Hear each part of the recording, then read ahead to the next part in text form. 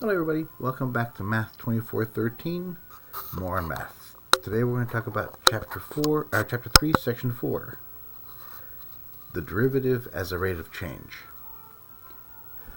What does that mean? We've talked about derivative. We were going to talk about it as a rate of change. But let's talk about moving objects and motion and even business.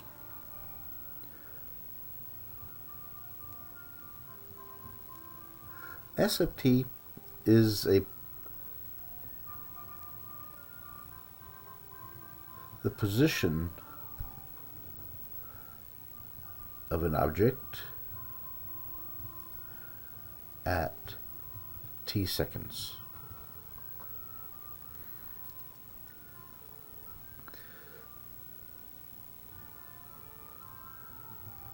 The change of position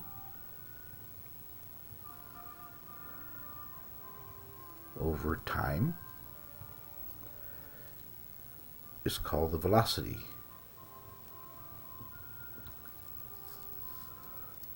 Or speed, actually.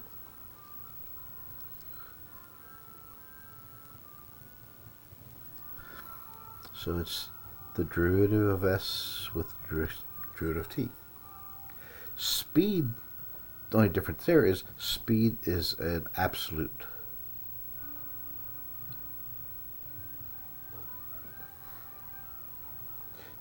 So it's an absolute. If you're going 40 miles an hour, it doesn't matter if you're going forward or backwards, you're still going 40 miles an hour. But velocity, it does have a direction.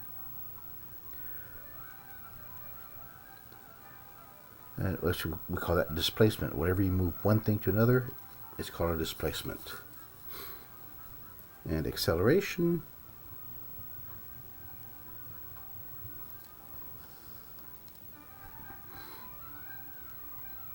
the acceleration of an object is either the first derivative of the velocity or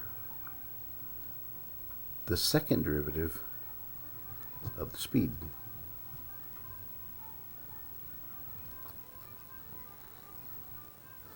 I mean the same thing.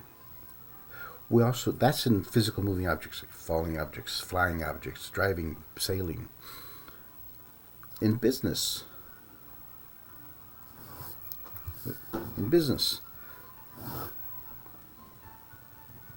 the cost to make something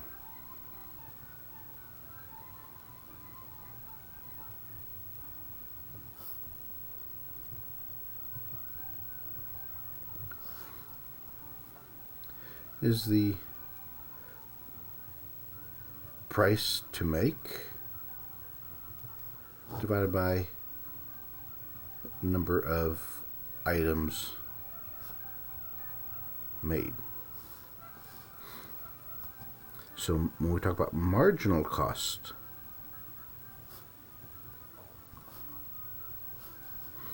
we talk about the change of cost over the change of time. So once you know the cost function, then you can figure out the marginal cost. And that's what we're going to cover in this chapter. Let's look at the homework assignments. All right. Chapter 3, Section 4. Let's look at the first one. A body moves on a coordinate line such that it has a position s, which is f of t at t equals t squared minus 3t plus 2 on the interval 0 less than equal to t less than equal to 7. So in time interval between 0 and 7 with s in meters and t in seconds. Remember, okay, now in physics and engineering, we don't use feet and stuff like that. We usually use, it's called the MKS system. Meters, kilograms, seconds. So whenever in the engineering world and physics world, you'll always hear MKS. You'll never hear feet or miles. It's always meters, kilograms. You'll never hear pounds. All right, let's look at the first one. The body's displacement displacement for the given time interval is, what does that mean? The given time, so we have to look at between 0 and t. So we're looking at s at 0 and s at 7. So when it's 0, it's 2. When it's 7, we get 7 squared minus 3 times 7 plus 2. Plus 2. So it's 49 minus 21 plus 2. 49 minus 21 is 28.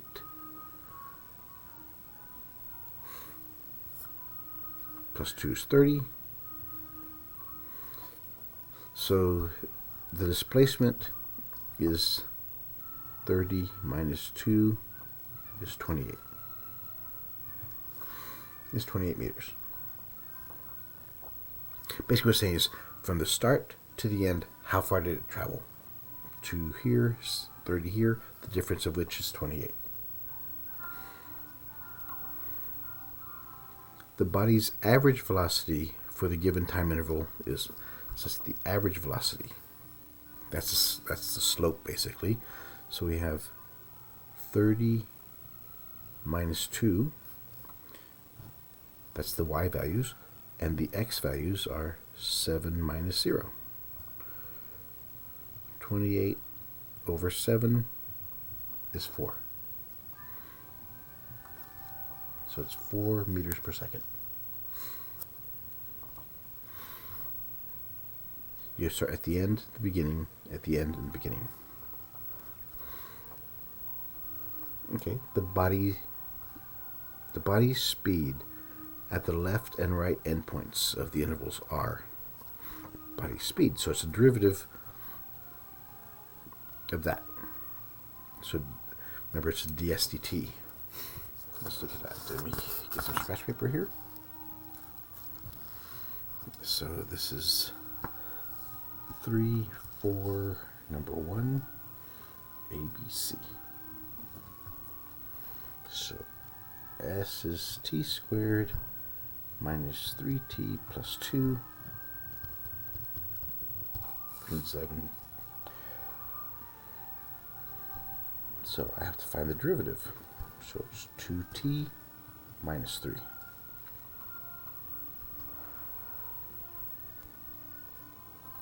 So at 0,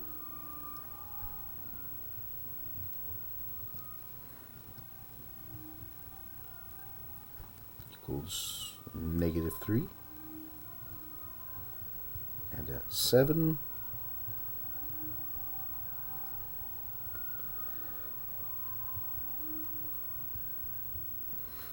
its absolute value versus speed,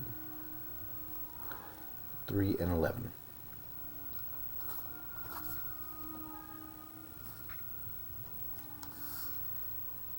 Respectively. D. The body accelerates at the left and right endpoints of the interval. The acceleration. So at 0 and at 7, so that's acceleration. So we have to take a second derivative. Since the first derivative was 2t minus 3, the second derivative, this is velocity or speed, this is acceleration. 2t is 2, that goes 0. So since acceleration is constant, it's 2 at the beginning and it's 2 at the end, meters per second squared. When, if ever, during the interval does the body change direction? What does that mean? What happens when it changes direction? It can't just automatically change direction. What has to happen is the velocity has to be 0 before it changes directions. So if it's accelerating, it has to stop first and then turn around. So what we have to do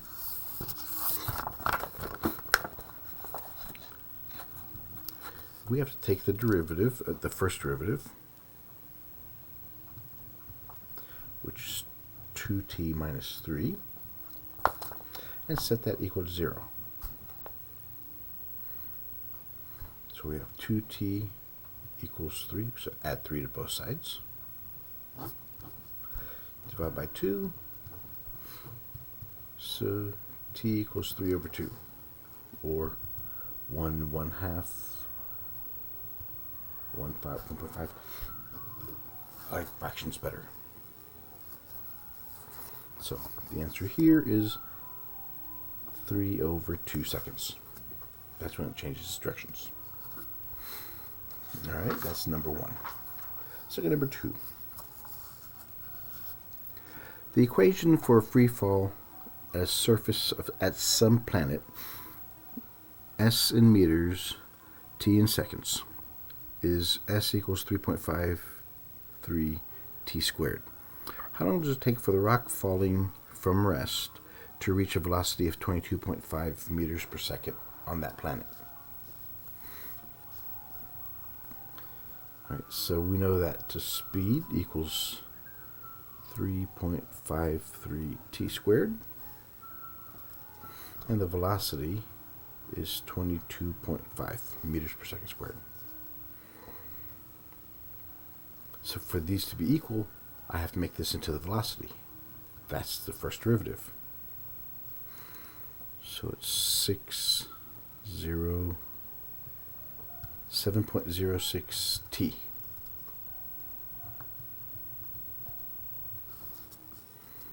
So basically what's asking is how many seconds before it reaches this. So we have 7.06 t equals 22.5. Divide both sides by 7.06. And we'll get 3.2 seconds. So it's 3.2. All right. There's another graph. Let's look at this one. Okay. This says the accompanying figure shows the velocity. Velocity is derivative of s over t, meters per second of a body moving along the coordinate line. A. When does the body reverse direction? So remember, that's when its velocity is 0. If the body changes direction at 2 and 2 and 7. That's where it's 0. When is t moving at a constant speed? From here to here. 3 to 6. Graph the body's speed from 0 to 10 seconds. Okay, that's velocity, so that's speed. So it's increasing. So from the beginning, it's got it going up. That's not this one. That one's right, so that one's the wrong direction at the beginning. Okay, so it could be that. This is the same as that. It's the velocity. So what we're looking at here is this. It's increasing and decreasing. But at 2, it's now going the opposite direction. So that's why it's also increasing there. But it's, remember, absolute value. Basically, take this and flip it over. So it's A. Because remember, speed is an absolute value.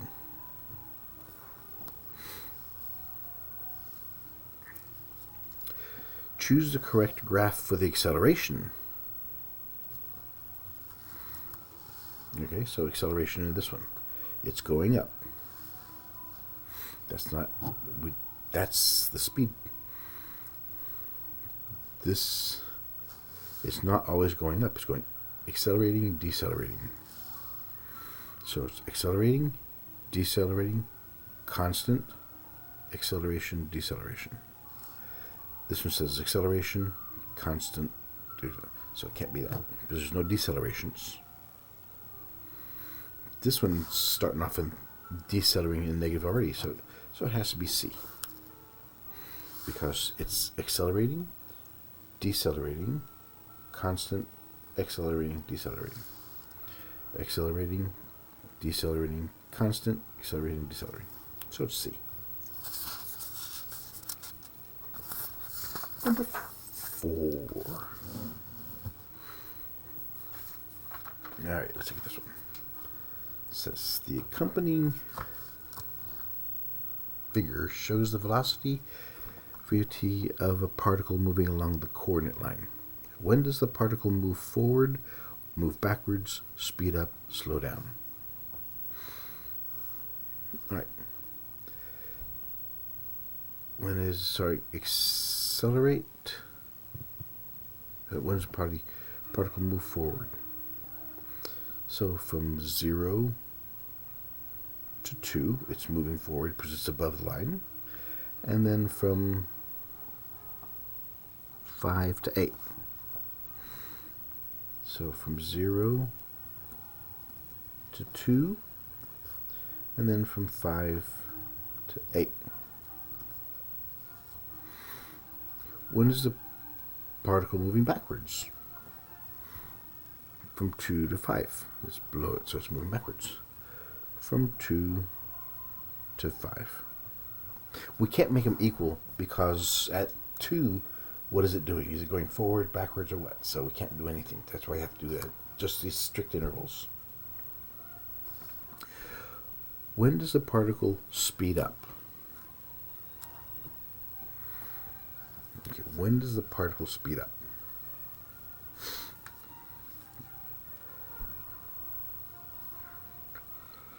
So we see here it's going from 0 to 1. That's accelerating. 2 to 3, it's going negative, but it's also accelerating. 4 to 5. Because that's now if that's acceleration, that's decelerating. If that's accelerating. So it's 0 to 1, 2 to 3, 5 to 6.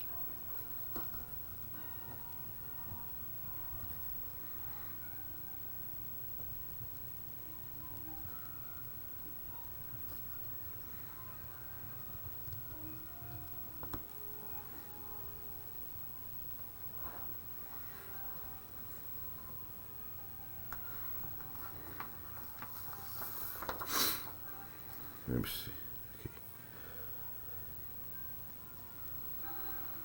Okay. What's the next one? Type an equation now. When does the particle slow down?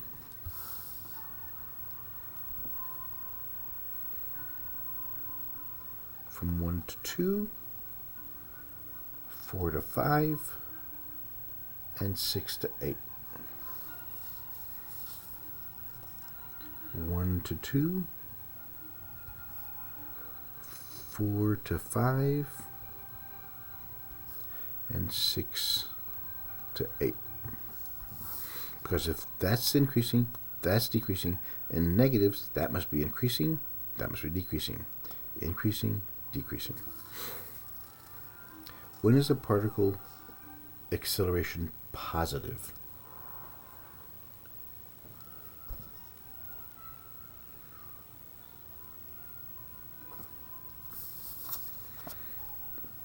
When is the acceleration positive? Right there. And there. So it's when the graph's going up.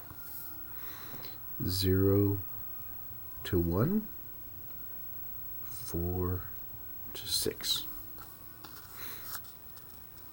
When is the particle's acceleration negative? 1 to 3, 6 to 8.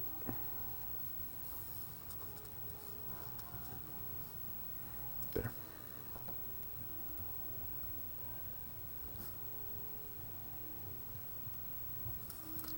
When is the particle's acceleration equal to 0?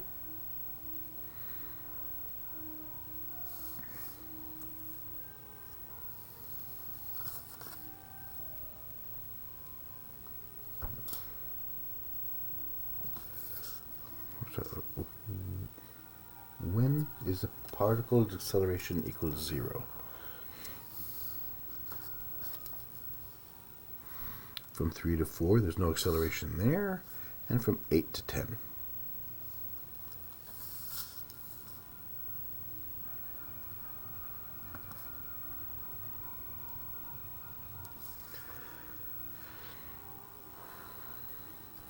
When does the particle move at its greatest speed? At its greatest speed, at that point, at the interval, at that point. Oops. That point, this, and that's right, the extremities. So, when t equals 1, when t equals 6, and between 3 and 4. Actually, those we put those because that's the beginning and the end of the acceleration. When does a particle stand still for more than? When does the particle stand still for more than an instant?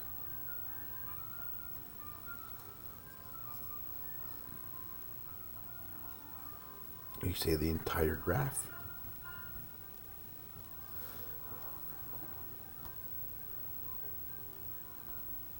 No, that's the entire graph I'm saying.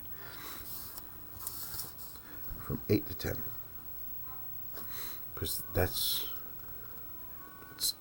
one at 0 to, but it's more than an instant right there.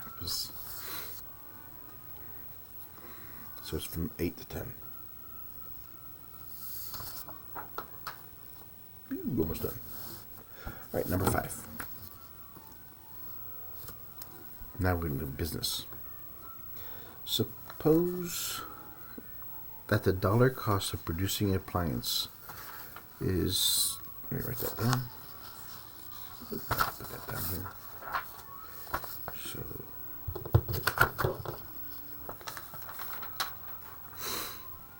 $3.4.5.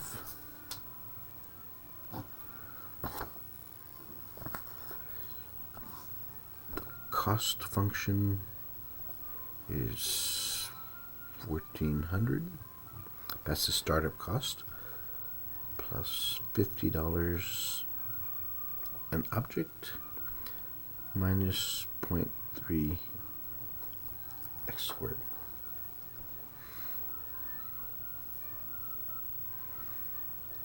So A, it says find the average.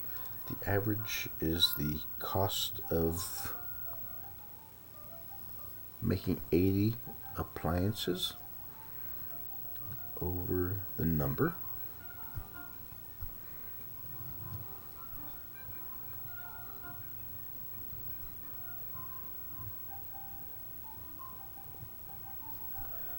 Times 80, 0.3 times 80 squared.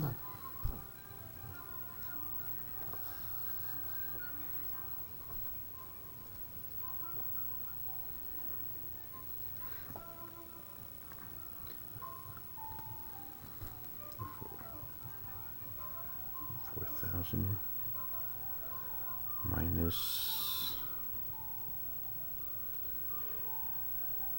1920 over 80.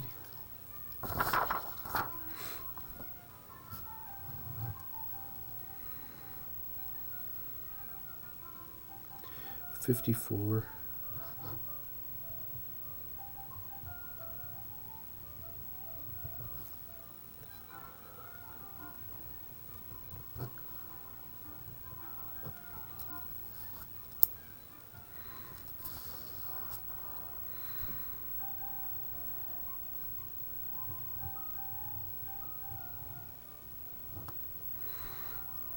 So the average cost is $4.3 per appliance. That's the first one. B. Find the marginal cost when 80 appliances were produced.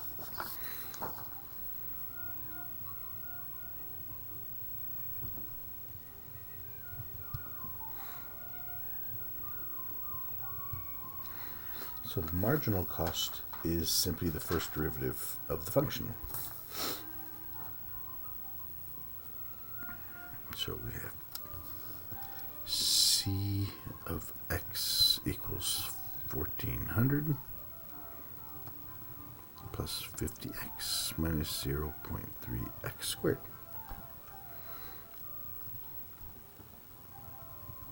So that disappears. That becomes 50.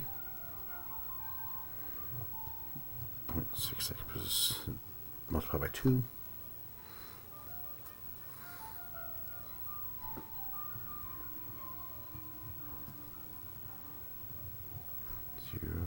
0.6 times 80.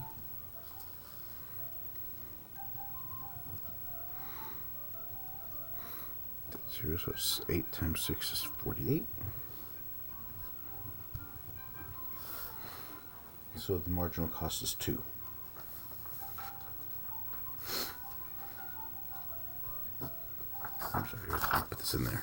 So this is $43.50, $2. But now, show that the marginal cost when producing 80 appliances are produced is approximately the cost of producing one more appliance after the first 80 have been made by calculating the latter cost directly. Okay, so show that the marginal cost, which is $2, is approximately the cost of producing one more after 80. So what that one says we have to do.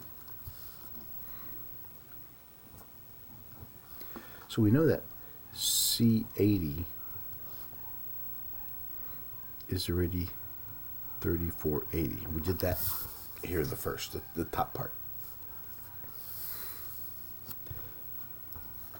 And now we just have to do the same thing with C81.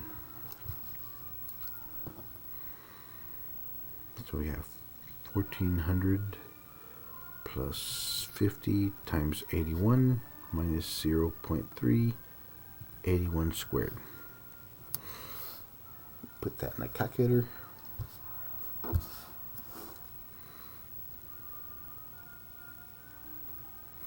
It becomes 3481.70.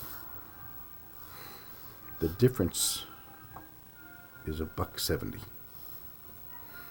So yeah, this one's $1.70. That's approximately the same.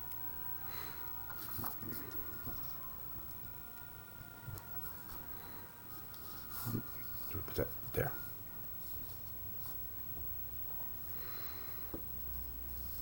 All right, number 6. The volume V, spherical, I like this one. These are rates of change of volume of balloons. The volume is 4/3 pi r cubed. At what rate does the volume change with respect to the radius when r equals 2? At what rate?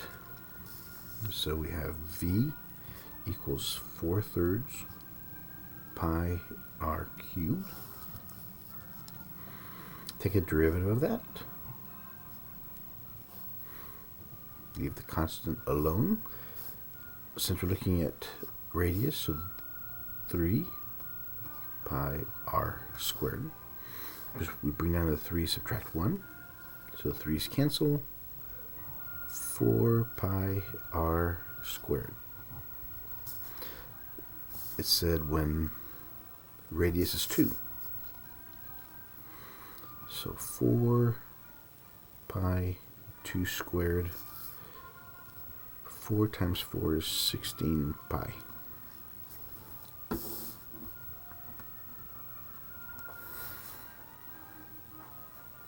So that one is 16 pi.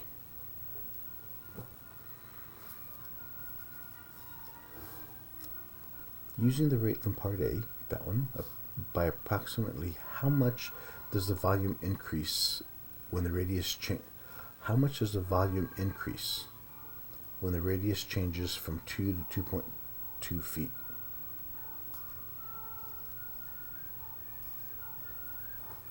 Okay.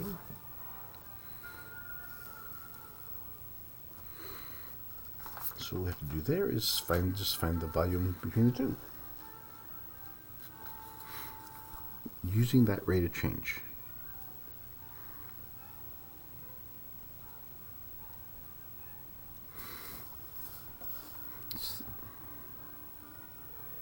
So the volume at 2 is 16 pi. The volume at 2.2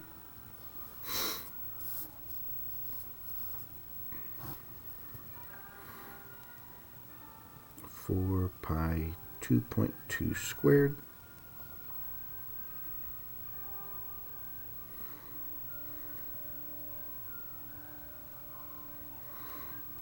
four 4.84 times 4.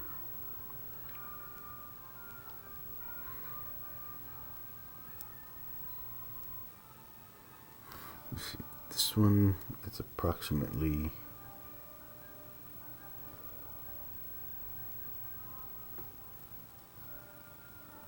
50.265. Just going to work this one out totally. I get 60.821.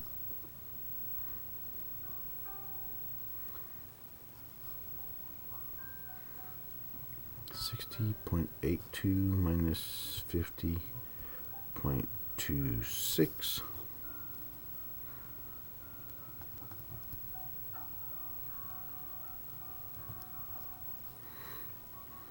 .5556. So it's approximately 10.5556, depending on how we round it. All right. Good luck, everybody.